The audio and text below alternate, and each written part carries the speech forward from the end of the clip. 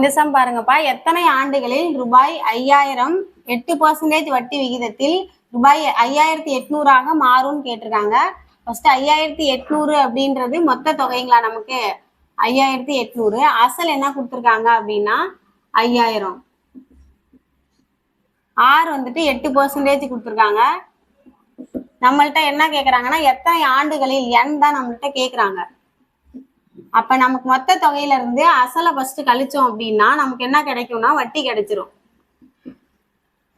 5800 minus 5000 போட்டோம்னா நமக்கு 800 ரூபாய் வட்டி கிடைச்சிரும். இப்ப வந்து ஃபார்முலா PNR/100ல இதை பிரதியிட போறோம்.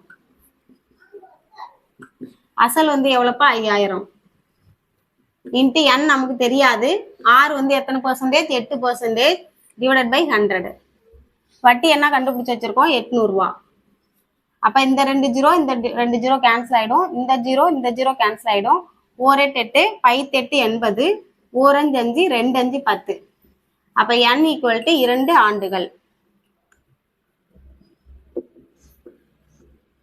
நமக்கு எத்தனை ஆண்டுகள் தான் கேட்டிருக்காங்க. அப்ப n ஈக்குவல் டு 2 ஆண்டுகள் தான் ஆன்சர்.